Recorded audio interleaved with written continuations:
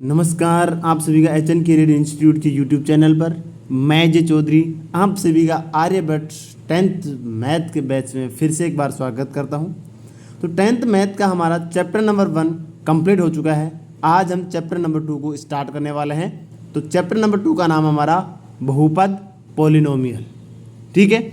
Chapter number अगर आपने नहीं देखा है तो प्लीज़ चैनल पर जाके आप पूरी हमने 5 लेक्चर बनाए हैं तो उसे आप अच्छे से देख सकते हो, ठीक है। क्लियर अच्छे से समझाया गया है। फिर भी कोई डाउट होता है तो आप उनके कमेंट सेक्शन में कमेंट कर सकते हो, उनका जवाब आपको दे दिया जाएगा। तो आपको आज नया चैप्टर स्टार्ट करना चाह रहे हैं। अगर अभी तक किसी ने नहीं देखा तो अभी भी आप कंटिन्यू कर सकते हो, क्योंकि आज हमारा चैप्टर है वो सेकेंड है, उसको हम 0 लेवल से स्टार्ट करने वाले हैं, ठीक है। तो चलो क्लास को स्टार्ट करते हैं। चैप्टर नंबर 2 का नाम हमारा बहुपद पॉलिनोमियल। बहुपद का मतलब क्या होता है? बहु यानी अधिक या बहुत सारे, पद यानी पद, यानी कि ज़्यादा पद हो और वो एक साथ ले लिए जाएं तो उसे क्या कहते हैं? बहुपद। बहु यानी क्या होता है? ज़्यादा। बहुपद पढ़ने जा रहे हैं तो बहुपद का मतलब तो बहु यानी ज़्यादा होता है, यानी बहुत सारे, पद यानी पद यानी 2 या 2 से ज़्यादा जिनमें पद होते हैं उसे बोलते हैं बहुपद। पॉलिनोमियल, पोली का मतलब होता है ज़्यादा, नोमियल का मतलब होता है पद, ठीक है। यानी बहुत सारे ज़्यादा टर्म्स हों, पद हों, 2 से ज़्यादा, 3 4 5 कितने भी हो सकते हैं, ठीक है। तो वो होता है बहुपद, ठीक है। नाम तो हो गया। अब देखते हैं कि बहुपद भी कि कौन कौन से बहुपद होते हैं। जैसे मैं आपको एक एग्जाम्पल देता हूँ, जैसे x + 5 ये क्या है? एक बहुपद है। x² + 2x + 5 ये भी क्या है? एक बहुपद है। x में नहीं है, y में भी हो सकता है। y² + 3y + 8 ये भी क्या है? एक बहुपद है, ठीक है। ये भी एक बहुपद है।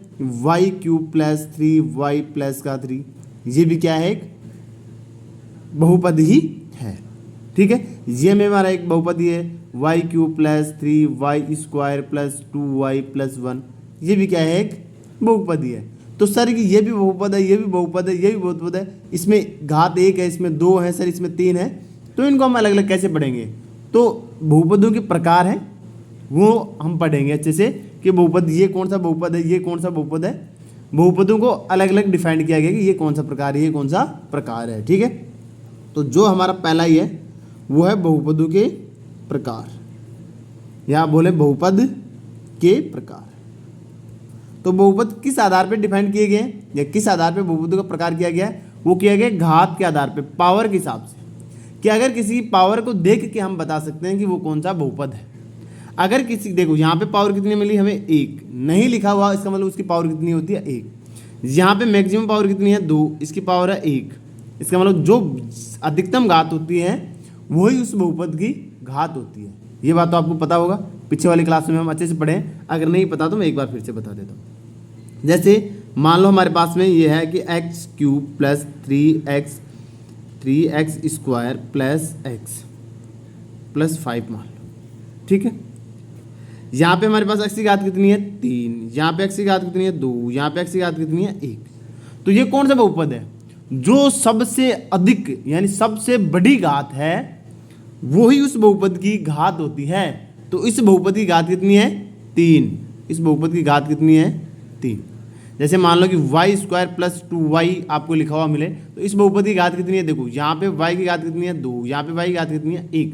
तो इस बहुपद की घात कितनी हो जाएगी? y की पावर 2। घात हमारी कितनी हो जाएगी? 2।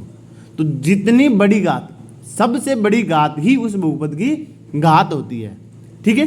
ये हमने पीछे वाले क्लासों में पढ़ा है, ठीक है। तो अब यहाँ पे देख के बता सकते हो कि ये एक घात है, यहाँ पे ये द्विघाती बहुपद है, ये यहाँ पे मैक्सिमम पावर 3 है तो ये त्रिघाती है, यहाँ पे 2 है, यहाँ पे 1 है तो ये सबसे बड़ी 2 है, इसमें देखो सबसे बड़ी 3 है, ठीक है। तो ये 3 घात का बहुपद है, ये 2 घात का है, ये 2 का है, ये 1 का है, ये 3 का है।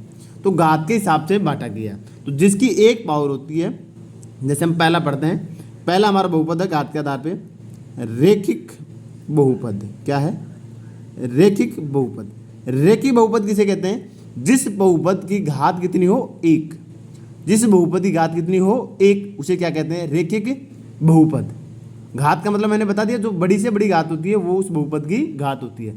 तो जैसे ये क्या है, एक पद ही है, पद तो दो है इसमें, लेकिन घात कितनी है, एक। तो ये कौन सा हो जाए, रेखिक बहुपद। जैसे इसका एग्जाम्पल करते हैं, 4x+2, x प्लस का 5, x माइनस का 7, या 7 यानी माइनस का x प्लस का 10। देखो इसमें भी x की घात कितनी है, 1, इसमें भी x की घात कितनी है, 1, इसमें भी x की घात कितनी है, 1, इसमें भी x की घात कितनी है, 1। प्लस माइनस से कोई फर्क नहीं पड़ता है, ये वैल्यू प्लस की भी हो सकती है, माइनस की भी हो सकती है। हमें पावर से मतलब है कि पावर कितनी होनी चाहिए उसकी।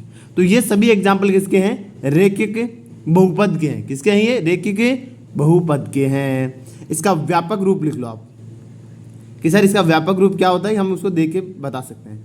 इनका व्यापक रूप होता है ax plus b, ax plus का b। ये क्या होता है, व्यापक रूप होता है किसका, रेखिक बहुपद का। यानी x के साथ में कोई संख्या गुणांक में होगी और एक कोई अचर पद होगा जिसके साथ में x की वैल्यू नहीं लिखी हुई। जैसे देखो यहाँ पे ये x है, इसके गुणा में कितना 4, तो a का मान कितना हो जाएगा 4 और b का मान कितना हो जाएगा 2। ये भी हमने पीछे वाले क्लास में पढ़ा है कि इसे हम व्यापक रूप से इस बहुपद के मान बता सकते हैं, a का मान कितना और b का मान कितना है। तो यहाँ से अगर इसकी बात करते हैं तो a की जगह पे कितना है 4, तो a का मान कितना हो जाएगा 4 और b की जगह पे कितना है 2, तो b का मान क्या है 2। a को बोलते हैं क्या, x का गुणांक, x का गुणांक, और b क्या होता है, अचर पद। b क्या होता है, अचर पद। ठीक है, चलो सेकंड देखते हैं। सेकंड होता है इसका द्विघातीय बहुपद। क्या होता है, द्विघातीय बहुपद। तो द्विघातीय बहुपद देखो नाम से पता लगा, द्वि यानी दो, घात यानी घात। जिस बहुपद की घात 2 हो वो क्या होता है, द्विघातीय बहुपद। तो इसके एग्जाम्पल देखना, 4x² प्लस 2x प्लस का 3। देखो यहाँ पे अधिकतम घात 2 है, तो ये क्या हो गया, द्विघातीय बहुपद। अब प्लस माइनस से कोई फर्क नहीं पड़ता इसमें, चाहे यहाँ पे माइनस दे दे आपको, यहाँ पे कोई संख्या नहीं दे। अगर कोई संख्या नहीं दे दे इसका मतलब यहाँ पे गुणांक में कितना, 1, गुणांक में कितना होता है 1। तो x² प्लस x माइनस का 5, ये भी क्या है, एक द्विघातीय बहुपद है। तो द्विघातीय बहुपद का व्यापक रूप क्या है, तो द्विघातीय बहुपद का व्यापक रूप है ax² प्लस bx प्लस का c, ax² plus bx plus का c। यहाँ पे a है वो x² का गुणांक हो गया, b है वो x का गुणांक होगा, c क्या होगा, अचर पद। जैसे यहाँ पे x² का गुणांक में कितना है 4, तो a का मान कितना हो जाएगा 4, x के गुणांक में कितना है 2, तो x के गुणांक में यहाँ पे क्या है b, तो b का मान कितना हो जाएगा 2। अचर पद यहाँ पे क्या है 3, तो c का मान क्या हो जाएगा 3। यहाँ पे मैं लिख देता हूँ, a का मान क्या है, x² का गुणांक, b क्या बताता है, x का गुणांक। ठीक है, और c क्या है, अचर पद, c क्या है, अचर पद। ठीक है, तीसरा टाइप आता है इसका, वो है त्रिघातीय बहुपद। त्रिघातीय बहुपद का मतलब क्या होता है, जिस बहुपद की घात कितनी हो, त्रि यानी 3, जिस बहुपद की घात 3 हो वो क्या होता है, त्रिघातीय बहुपद। जरा इसका एग्जाम्पल देखना, जैसे x³ plus 4x² plus 5x plus का 6। ये देखो मैक्सिमम पावर इसकी कितनी है 3, तो ये क्या है, त्रिघातीय बहुपद। एक और देखना, 2x³ माइनस का x² प्लस 7x माइनस का 10। ये भी क्या है, एक त्रिघातीय बहुपद, क्योंकि इसकी भी बड़ी से बड़ी अधिकतम घात कितनी है 3। ठीक है, चलो इसका व्यापक रूप देखते हैं। इसका व्यापक रूप क्या है, इसका व्यापक रूप हुआ ax³ plus bx² plus cx plus का d, cx प्लस का क्या होगा d।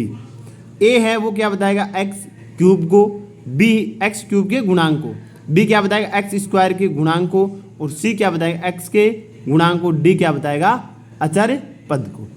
ठीक है, यहां तक बताओ किसी को कोई डाउट है क्या, नहीं है ना। अगर ये आप बेसिक बातें हैं, ये हमने पीछे वाले क्लास में अच्छे से पढ़ के आए हैं, ठीक है। एक बात और ध्यान रखना है यहाँ पे, अगर ये ऐसा मिल जाए आपको, जैसे मान लो मैं यहाँ पे नीचे दिखाता हूँ आपको कि 2x प्लस का 2, ये बताओ बहुपद है? बिल्कुल है। लेकिन अगर इसके बराबर में कोई मान 0 दे दे तो बताओ ये बहुपद है क्या? जब बहुपद नहीं है, अब ये क्या हो जाएगा? समीकरण। क्या हो जाएगा? ये समीकरण। बहुपद का होने का मतलब बराबर में कोई वैल्यू नहीं मिलेगी आपको, समझ में आएगी? बराबर में 0 वगैरह या कोई संख्या आपको नहीं मिलेगी। वो क्या होता है?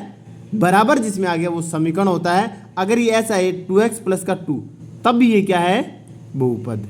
तब भी क्या है? एक बहुपद। तो समीकरण वाली से आगे वाली प्रश्नावली है जिसमें बराबर में आपको कोई वैल्यू मिलेगी, और जिसमें बराबर में साइन नहीं लगा हुआ है, ये इक्वल का साइन नहीं है, बराबर नहीं है, तो वो क्या है? बहुपद। ठीक है, इसमें आपको कंफ्यूज नहीं होना है, अच्छे से ध्यान रखना कि बराबर में कोई वैल्यू या बराबर का साइन आ गया तो वो समीकरण हो गया, और 2x प्लस का 2 यानी जिसमें बराबर नहीं आया तो वो क्या है? बहुपद। बहुपद को हम इसको ऐसे लिख सकते हैं, पॉलीमर होता है, पोलिनोमियल होता है, पोलिनोमियल होता है, तो p उसका ले लेते हैं, px, यहाँ पे चर किसका यूजर? x का, तो px बराबर 2x प्लस का 2। ठीक है, ये हम लिख सकते हैं इसको बहुपद को। px बराबर ले सकते हैं, x हमने कैसे लिया है? यहाँ x इससे लिया है। अगर ये y का पद होता, जैसे मान लो ये ऐसे मिल जाए आपको 4y square plus 2y plus का 3, तो y का पद है इसमें, तो ये हो जाएगा py। अगर t मिल जाए तो t हो जाएगा, z मिल जाएगा तो z हो जाएगा, m मिल जाएगा तो ये m हो जाएगा। ठीक है, इसमें तो किसी को डाउट नहीं है। अब अच्छी चीज को क्लियर रखना कि बराबर आ जाए, कोई वैल्यू आए या 0 मिले तो वो समीकरण होता है, और जिसमें 0 वगैरह या बराबर का साइन नहीं मिले तो वो क्या है? बहुपद है। ठीक है, ये x चर का बहुपद है, ये y चर का क्या है? बहुपद है। x y p q r m n t कुछ भी आ सकता है, उनसे आपको दिक्कत नहीं लेना है। ठीक है, चलो और आगे पढ़ते हैं हम।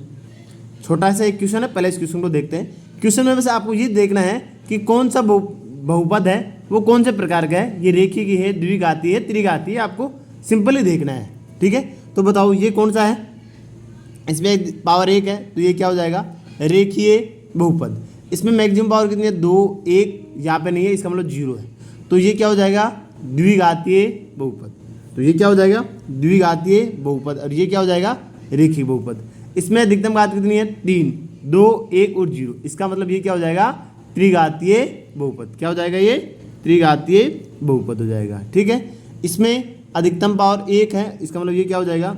रेखीय बहुपद। इसमें अधिकतम पावर कितनी है? 3 है, तो ये क्या हो जाएगा? त्रिघातीय बहुपद। और इसमें अधिकतम पावर कितनी है? 2 है, तो ये क्या हो जाएगा? एक द्विघातीय बहुपद। ठीक है, चलो अब हम आगे की बात पढ़ते हैं। इसमें जो अब पढ़ने वाले हैं वो इंपॉर्टेंट टॉपिक है, उससे ऐसे मान लेना एग्जाम में आपके क्वेश्चन मोस्टली नहीं 101% उससे आपको क्वेश्चन हर एग्जाम में मिल जाएगा, चाहे हाफ ईयरली हो चाहे एनुअल एग्जाम हो, दोनों में आपका उसका क्वेश्चन जरूर मिलेगा। ठीक है, तो टॉपिक है हमारा बहुपद के शून्यांकों। बहुपद के शून्यांक। ठीक है, बहुपद के शून्यांक है ना, ये टॉपिक ऐसे मान लो कि इसका क्वेश्चन आपको एग्जाम में मिल ही जाएगा। इसका रिलेशन और मान, तो पिछले हमने जो पहले क्लासें ली हैं, यानी पिछली क्लास में 9th में हमने इसका मान निकालना सीखा है कि बहुपद का मान कैसे निकाला जाता है। उसमें आपको x का मान देता और फिर बोलता है कि इस बहुपद का मान बताओ, मान कैसे निकाला जाता है। तो वो एक बार हम वो सीखते हैं ना कि बहुपद का मान कैसे निकालते हैं, बहुपद के मान कैसे निकालते हैं। जैसे मैं एक छोटा सा एग्जांपल देता हूँ, कोई भी बहुपद ले लो कि 4x प्लस 2 एक बहुपद है, इसका आप लोग x बराबर 2 पे इस बहुपद का मान ज्ञात करो। तो कैसे करते थे हम? जो भी हमें बहुपद दिया उसे हम x, तो ये क्या मानेंगे? px बराबर 4x प्लस का 2, ये मानते कि माना कि px बराबर 4x प्लस का 2 बहुपद है। x बराबर कितना रखना में? 2, तो p2 बराबर 4 × 2 प्लस का 2, तो कितना हो जाएगा? 8 प्लस का 2, तो p2 पे कितना माना जाता? 10। इसका मतलब इस बहुपद का x बराबर 2 पे मान कितना आता था 10। लेकिन अब क्या करना है, अब इससे आगे की स्टेप है कि इस बहुपद के शून्यांक ज्ञात करो, यानी ऐसा मान ज्ञात करो कि जो इस बहुपद में रखने पर इस पूरे बहुपद का मान क्या बना दे, शून्य। शून्यांक का मतलब होता है शून्य। इस पूरे px का मान क्या बना दे, शून्य। आपको ऐसा x का मान ज्ञात करना है कि x का कौन से मान पे px का मान 0 होगा, वो क्या होता है, शून्यांक। पहले तो मैं x का मान देता, उसके बाद में बहुपद निकालते। अब आपको बोलेगा ये बहुपद है आपके पास में, इसका शून्यांक बताओ, यानी कौन सा x का मान होगा कि जो उस मान को रखते ही इस बहुपद का मान क्या हो जाए, शून्य। तो जिस मान को रखने पे शून्य हो जाए उसे क्या बोलते हैं, शून्यांक। ठीक है, तो चलो वो सीखते हैं हम आज कैसे निकाला जाता है, वो इंपॉर्टेंट है, अच्छे से ध्यान से सुनना। ठीक, काफ़ी इंपॉर्टेंट है ये टॉपिक, ऐसे मान लेना ये टॉपिक आपके इंपॉर्टेंट है। ठीक है, मान लेना क्या है ही, यही लेते हैं बहुपद। बहुपद हमें दे देगी 4x + 2 पे शून्यांक ज्ञात करो। तो जो भी हमें बहुपद है उसे हम क्या मानेंगे, px बराबर 4x + 2। ठीक है, ये हमने माना है। हमें क्या निकालना है, इसका शून्यांक। तो शून्यांक का मतलब मैंने क्या बताया कि उस बहुपद का मान क्या बना दे, 0। यानी शून्यांकों के लिए px का मान क्या होगा, 0। px यानी पूरे इस बहुपद का मान क्या होगा, 0। ठीक है, रखो 4x + 2 बराबर 0। px का मान क्या आना चाहिए, 0। तो 4x + 2 बराबर 0। देखो यहाँ से मैं x का मान निकालना है, तो इस पद को रख लो 4x बराबर 2 को साइड में देंगे माइनस का 2, x का लेना है तो x बराबर -2/4। ये 2 से कट जाएंगे और x का मान हमारे पास कितना आ जाएगा, x बराबर -1/2। ये इस बहुपद का क्या है, शून्यांक। यानी x बराबर माइनस का अगर 1/2 रखोगे तो इस पूरे बहुपद का मान शून्य हो जाएगा। मैं एक बार आपको कन्फर्म के लिए जांच करके दिखा देता हूँ, क्या वाक्य में ये 0 करता है क्या। ठीक है, वैसे आपको क्वेश्चन में कहे तब भी करना है, अन्यथा नहीं करना आपको। मैं आपको इसलिए बता रहा हूँ कि यह वाक्य में सही है क्या, हमने जो निकाला है। ठीक है, x बराबर हमें कितना रखना, -1/2। किसमें, इस बहुपद में। मान रखना हमने पहले सीख लिया और मैंने यहाँ पे बताया आपको। चलो रखो, p -1/2 पे हमें रखना है 4 गुणा -1/2 + 2। ठीक है, इसको गुणा करोगे तो -4/2 + 2। इसमें भाग दोगे तो कितना आ जाएगा, -2 + 2। -2 + 2 क्या हो जाएगा, 0। p -1/2 पे बताओ 0 हुआ या नहीं हुआ। ये हैंड्स प्रूफ हो गया ना कि वाक्य में हमने x बराबर -1/2 निकाला था, वो इस बहुपद का क्या है, शून्यांक है। देखो पूरे बहुपद को क्या बना दिया, 0 बना दिया। ठीक है, बस ऐसे ही आपको क्वेश्चन करने हैं। तो एक क्वेश्चन और देखते हैं आगे। नेक्स्ट क्वेश्चन लेते हैं हम। हमें बहुपद दी 4x² + 8x। इस बहुपद का शून्यांक ज्ञात कीजिए। तो जो हमें बहुपद दिया है उसे क्या करना है, माना x का पद है तो px बराबर 4x² + 8x। यहाँ तक तो किसी को डाउट नहीं है। शून्यांक निकालना है तो बोलेंगे हम कि शून्यांकों के लिए px का मान क्या होता है, 0। तो लिखो 4x² + 8x बराबर 0। ठीक है, इन दोनों में से देखो 4 को मना रहा है, आ गया। एक x भी को मना रहा है, x को भी ले लो। तो यहाँ पे क्या बच जाएगा, x, और यहाँ पे क्या बच जाएगा, 2। 4 दूनी 8, x बाहर आ गया, और यहाँ पे 4 आ गए तो x आ गया, तो एक x बच गया बराबर 0। ठीक है, देखो 4x एक पद हमारे पास ही है, एक पद हमारे पास में ये है। तो दोनों पद गुणांकों में बराबर 0 है, तो इसका मतलब वो दोनों पदों के जो गुणांक हैं वो भी बराबर में क्या होंगे, 0। तो हमें रखना है 4x बराबर 0 और x + 2 बराबर 0। तो इसका मान कितना आ जाएगा, x बराबर, ये गुणा में तो उधर 0/4, और 0/4 का मतलब 0 में अगर किसी भी संख्या का भाग देते हैं तो वो 0 बनाता है। x का मान क्या आ गया, 0। इस समीकरण से देखना x बराबर, वो उस साइड में जाए तो कितना -2। तो यहाँ पे हमारे पास में शून्यांक 2 निकल के आए हैं, एक तो 0 आया और एक -2 आया। दोनों मानों पे इस बहुपद का मान क्या होगा, 0 होगा। इन दोनों मानों पे इस बहुपद का मान क्या होगा, 0।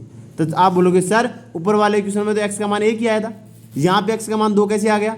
तो जरा एक बात का ध्यान रखना, आप लोग नोट लगा के लिख सकते हो कि जितना घात का बहुपद होता है उसके गुणांक भी क्या होते हैं, उतने ही होते हैं। जैसे अगर रेखिक बहुपद है हमारे पास में, क्या है, रेखिक बहुपद है, तो रेखिक बहुपद के शून्यांकों में संख्या लिख रहा हूं यहाँ पे, तो शून्यांक कितने होंगे, 1, क्योंकि इसकी घात भी कितनी होती है, 1।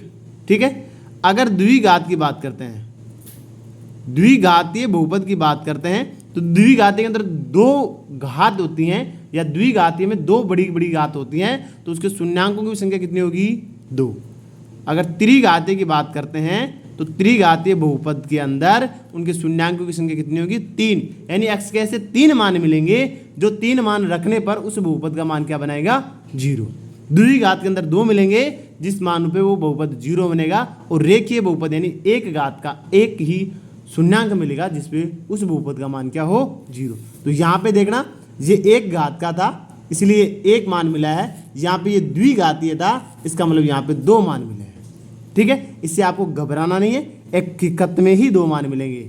ठीक है, और 2 मान नहीं है इसका मतलब आपका गलत है, 2 मान ही आएंगे। ठीक है, चलो नेक्स्ट क्वेश्चन चेक करते हैं।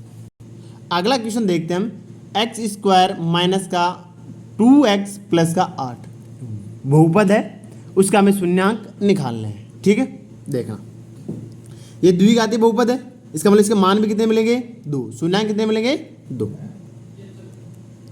देखो एक्स स्क्वायर माइनस का 2x प्लस का 8, ये द्विघातीय बहुपद है, इसको हम px बराबर लेते हैं, बिल्कुल px बराबर लेंगे, क्योंकि पहले बात तो ये करना, माना ये px बराबर है। ठीक, फिर अगर शून्यांक निकालने हैं तो px बराबर क्या होगा, 0। तो एक्स स्क्वायर माइनस का 2x प्लस का 8 बराबर क्या हो जाएगा, 0। ये द्विघातीय अगर बहुपद है, या अब द्विघातीय समीकरण बन गया, रूप ले लिया ये, तो द्विघातीय समीकरण को कैसे हल किया जाता है, गुणनखंड के द्वारा, गुणनखंड विधि के द्वारा। कौन सी विधि के द्वारा, गुणनखंड विधि के द्वारा। यानी इस बीच वाले वैल्यू को ऐसे 2 टुकड़े करने हैं कि जिनको अचर पद और एक्स स्क्वायर के जो भी यहाँ पे संख्या मिले उनके गुणनफल के योग के बराबर हो। यहाँ पे इन दोनों का गुणनफल इन दोनों के गुणनफल के बराबर होना चाहिए, ऐसा जोड़ना, जोड़ने घटाने पे ये मान मिलना चाहिए। देखो कैसे समझना अच्छे से, मैं इस साइड में लेता हूँ, एक्स स्क्वायर माइनस का 2x प्लस का 8, अगर इसका हमें गुणनखंड विधि के द्वारा इसका गुणनखंड किया जाएगा, वैसे नहीं किया जाएगा किसका, द्विघातीय बहुपद का। यहाँ पे हमारे पास अचर पद कितना है, 8, एक्स स्क्वायर गुणांक कितना है, नहीं दिया हुआ, इसका मतलब कितना है, 1। इन दोनों का गुणनफल कितना हुआ, 8, कितना हुआ, 8। तो आपको इस -2 के ऐसे टुकड़े करने हैं कि गुणा करने पे 8 बने, वो भी प्लस के, और जोड़ने घटाने पे -2 बने। समझ में आएगी बात। आप इस -2 के ऐसे टुकड़े करने हैं, ये माइनस का 8 था यहाँ पे, ऐसे नहीं, माइनस का 8 था ये, ठीक, कितना, -8, इसका मतलब ये वैल्यू भी -8 है, इसका मतलब आपको -8 आएगा यहाँ पे। यानी कि 1 और -8 का गुणनफल कितना हुआ, गुणा किया तो कितना हुआ, -8। यानी -2 के ऐसे टुकड़े करने हैं कि गुणा करने पे -8 आए और जोड़ने घटाने पे -2 आए। ठीक है, देखो कैसे होगा, 2 के करने हैं, 8 के करने हैं, इसका मतलब कैसे करें सर, मेरी समझ में नहीं आ रहा। तो आपको जो यहाँ पे गुणन हमारे पास में मिला है, गुणनफल इन दोनों संख्याओं का, उनके फैक्टर करो। 8 के टुकड़े क्या हो सकता है, एक तो 1 और 8 हो सकता है, एक क्या हो सकता है, 2 और 4 हो सकता है, यही हो सकते हैं, या इनके अलावा और भी हो सकते हैं, सर नहीं हो सकते गुणा के रूप में, तो यही बनाएंगे। तो इन्हीं दोनों में से आएगा। अगर इन दोनों को देखो जोड़ते हैं अगर, तो कितना होता है, 9, यहाँ पे 9 नहीं, अगर घटाते हैं तो कितना बनता है, 7, तो ये भी नहीं है। इन दोनों को जोड़ो कितना होता है, 6, ये नहीं है। अगर इन दोनों को घटाते हैं तो कितना बनता है, 2। इसका मतलब संख्या यही है, लेकिन ये घटाने पर बनेगी। तो देखना एक्स स्क्वायर मैं लेता हूँ 1 4 1 कितना 2, और यह -8 है, प्लस माइनस का आपको ध्यान रखना है। गुणा करने पे -8 बन रहा है, मतलब एक संख्या तो माइनस की है, दूसरी बात, यहाँ पे माइनस का 2 आ रहे हैं, ये 2 संख्या हैं, इसका मतलब बड़ी संख्या किसकी होगी, माइनस की। इसका मतलब यहाँ पे माइनस का 2 लेना है और 2 को क्या लेना, प्लस का 2 लेना है। अब इन दोनों को घटाओ, माइनस का 2 बन जाए, इन दोनों को गुणा करो, माइनस का 8 बन जाएगा। इसका मतलब हमारा ये फैक्टर यानी ये टुकड़ा क्या वो क्या है, सही है। तो यहाँ पे लिख दो एक्स स्क्वायर माइनस के 4 ले लो, प्लस के 2 ले लो और माइनस का 8। अब देखो इन दो वापस सोल्व करो तो माइनस का 2 बन जाएगा। इसका मतलब कोई दिक्कत नहीं है, माइनस का 2 को हम ये लिख सकते हैं माइनस का 4x प्लस 2x बराबर 0। इन दोनों में से क्या कॉमन आएंगे, x, तो यहाँ पे क्या बच जाएगा x माइनस का 4। इन दोनों में से क्या कॉमन आएगा, प्लस का 2, तो x माइनस का 4 बच जाएगा बराबर 0। अब देखो इन दोनों पदों में से क्या कॉमन आ रहा है, x माइनस का 4, तो यहाँ पे x बच गया और यहाँ पे प्लस का 2 बराबर 0। दोनों गुणनखंडों के अगर बराबर 0 है, इसका मतलब प्रत्येक गुणनखंड के बराबर भी 0 होगा, वो ले लो आप। x माइनस का 4 बराबर 0 और x प्लस 2 बराबर भी 0। यहाँ से x की वैल्यू कितनी आ जाएगी, 4, उस साइड में जाएगी तो प्लस की हो जाएगी। यहाँ से x की वैल्यू कितनी आएगी, माइनस का 2। ये दोनों मान क्या है, इसके शून्यांक हैं, किस बहुपद के, एक्स स्क्वायर माइनस का 2x माइनस का 8। ठीक है, चलो अच्छे से करने आ गया। इस क्वेश्चन को आप एक्सरसाइज में हमारे दे रहे एक्सरसाइज 2.1 में क्वेश्चन है, तो आप लोग उनके क्वेश्चन अच्छे से करना। दूसरा टॉपिक आता है वो रिलेशन का आता है, किसका आता है, रिलेशन का। इन गुणनखंड को एक पहला गुणनखंड उसको अल्फा बोलते थे, दूसरे को क्या बोलते हैं, बीटा। ठीक है, ये भी जरा ध्यान रखना, अब उसका यूज होगा। अब एक नया टॉपिक आता है हमारे पास में, क्या, वो काफी इंपॉर्टेंट है, उसी से बेसिस पे क्वेश्चन आते हैं। ठीक है, बहुपद के शून्यांकों एवं गुणांकों में संबंध, इस बेसिस पे मान लेना क्वेश्चन आपके आएगा फाइनल एग्जाम में। ठीक है, ये इंपॉर्टेंट टॉपिक है। ठीक, चलो देखते हैं क्वेश्चन। कोई भी पहले तो शून्यांक निकालना सीख लिया, गुणांक हमें पहले हमने सीख लिया कि गुणांक क्या होते हैं, एक्स स्क्वायर गुणांक एक्स के सामने लिखा हुआ है, एक्स का जो एक्स के पास में लिखा अचर पद जो अलग से होता है। ठीक है, तो अगर एक घातीय होता है, मैं रेखिक पहले रेखिक का बता देता हूं आपको, रेखिक बहुपद का, वैसे इसका क्वेश्चन नहीं आएगा लेकिन आपको ध्यान होना चाहिए। रेखिक बहुपद का मानक रूप क्या होता है, एफ एक्स बराबर ए एक्स प्लस बी होता है, एक्स गुणांक है और बी क्या एक अचर पद है। माना जो हमारा शून्यांक आता है उसे क्या बोलते हैं, अल्फा। शून्यांक को क्या बोलेंगे, अल्फा। ठीक है, तो इनके बीच का जो रिलेशन होगा वो देखना, अल्फा के बराबर होगा माइनस का बी बटा ए। क्या होगा, माइनस का बी बटा ए। बी क्या है यहाँ पे, बी है अचर पद, बी क्या है, अचर पद, और ए क्या है, एक्स का गुणांक। ए क्या है, एक्स का गुणांक। ठीक है, तो अल्फा का मान क्या आएगा, यानी गुणांक क्या आएगा, माइनस का बी बाई ए। ठीक है, हमने एक बार देखिए बहुपद का हमने गुणांक निकाला भी था, आप उसे चेक भी कर सकते हो कि क्या ये इसी से हो रहा है क्या। ठीक है, चलो अगला देखना।